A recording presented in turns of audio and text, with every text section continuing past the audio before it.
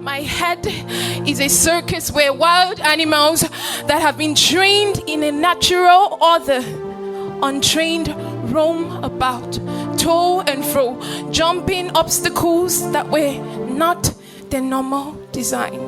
My head is a mess. My head is a mess where lies and truth dance, essential dance, intertwined in ways I do not understand, so that I can neither tell which is true or which is a lie. My head is a mess. So much so that truth has become a tamed lion that fades into the background, knowing that this night it will not eat if it disobeys. My head is a mess. But this is not supposed to happen to me. Like, seriously, what's this? Today is my big day. Yeah. I will be standing before dignitaries and people of great caliber, people I am not worthy to stand in front of. What is this? Yet I cannot seem to understand the feelings that I feel. I take the quote, your network is your net worth. And so I try to network with people who I feel are better than me, that have more class than me, whose parents are richer than mine, and who work in places like Shell, Chevron, places that I can only dream of.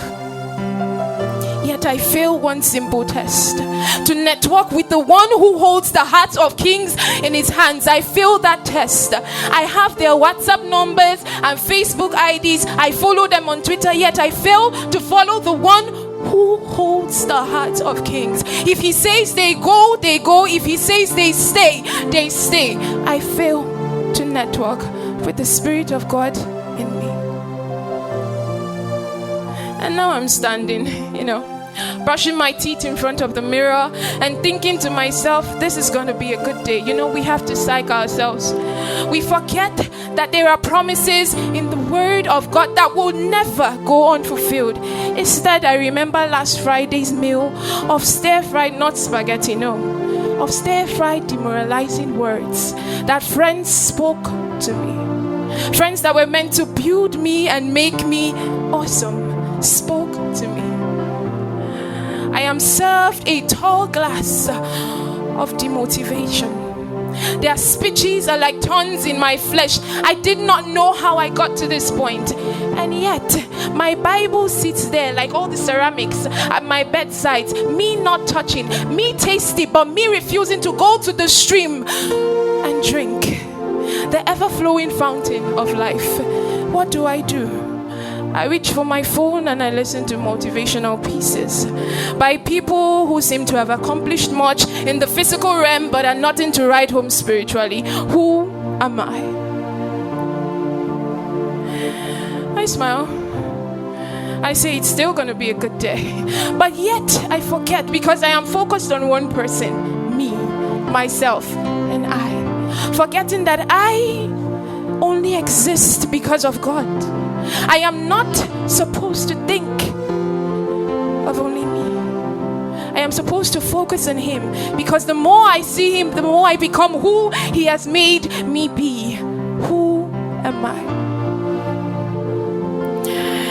And so now I am torn between the red dress and the blue one. The blue one is short but cute. The red one is long but slutty. It doesn't matter. I'm trying to attract attention, for crying out loud. I have to look good. I cannot walk on the street. What happened? I have to package everything but I forget to package my spirit with the words of wisdom delivered to me. I forget that I am made in His image and in His likeness. I forget that I am not a mistake. I forget that every flaw is perfect. I forget that my legs may not be the same size, but they are by design. Who told you that 2 legs is actually... No, let me take that back. Who told you that 2 legs equally matched is the accurate design? Who told you that your eyes, the 2 open, is correct? What makes you think that person with 1 eye is inadequate? What gave you the right to stand and judge people who stutter to talk? Who told you they were a mistake? Who told you that the child that fell down at the age of 5 and broke his leg amounted to nothing from that day? Who told you? Who have I become? And so I struggle. Should I wear heels or flats? Should I wear ripped jeans or saggy trousers, because I no longer set the trend, which was my original design. I follow the trend that others have set for me, not realizing that these trends take from me rather than add to me. Who have I become? Mind you, the one I am supposed to listen to is sitting down like an absolute gentleman that he is, smiling, waving, saying, "Debbie, hi." And I am blind. I am blind to him because I can only see the things that I want to see. I am blind to him because, it's normal to be blind. We can just walk around and pretend everything is fine.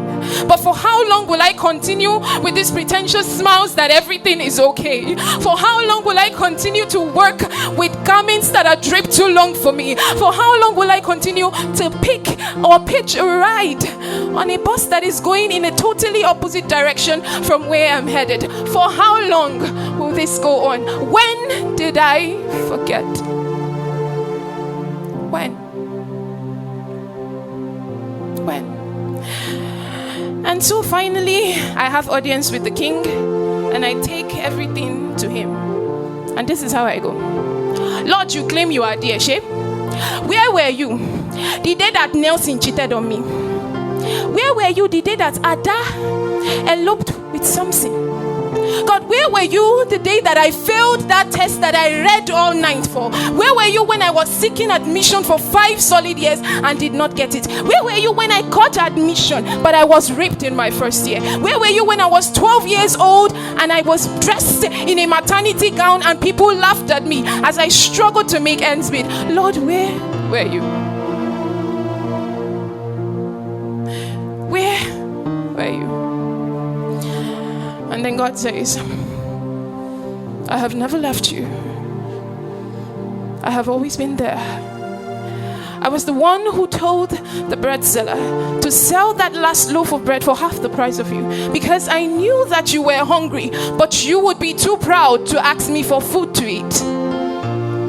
I was the one that stopped you from getting that admission at that point in time, because the devil had a plan that you could not understand. He had connived with the lecturer to take your virtue, your patience, and things that would make you feel that you were complete.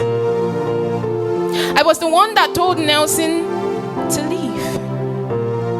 I didn't tell him to cheat, no, don't get me wrong.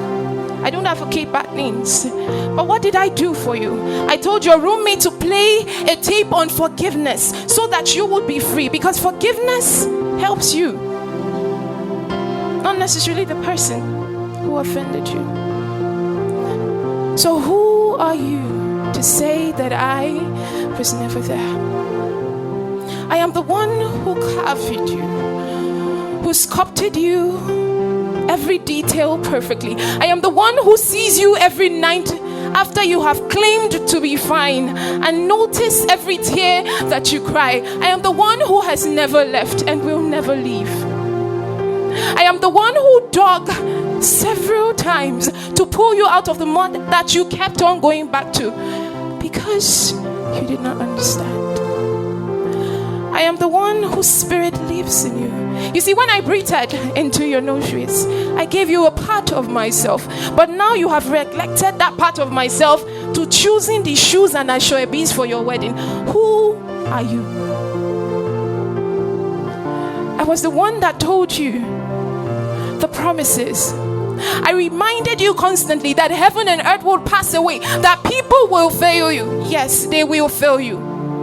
But not one jot of my word will go unfulfilled. So why do you find validation in the people who do not know the way I crafted and sculpted you? Why do you seek their approval before you do things that I have placed in your mind? What is this? Still, my mind is a mess. And so I pray. And in praying, I make the same mistake again. I forget that prayer is a dialogue. And this time I tell him all the things I want him to change for me. Lord, see this hair. 1 month has passed, so change it, please. Oh Lord, I can't remember the last time I ate shawarma. For crying out loud, you still have food to eat. There is something about God that I have come to discover. He never makes a mistake. He teaches you tenacity. He teaches you to grow. He puts things that look like obstacles in your way so that you would learn to trust him and call on him. He is not a one-time phone call that you call when you are in jail for someone to bail you out. He is your ever-present help in times of need. He is constant.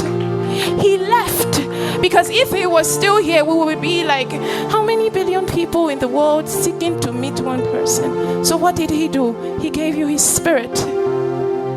He gave you his spirit not to remain stagnant, but to do what? To grow. He gave you his spirit to speak, to see, so that when you look in the mirror, you do not see yourself, but you see who God has made you to be. You are diamond. Never forget that.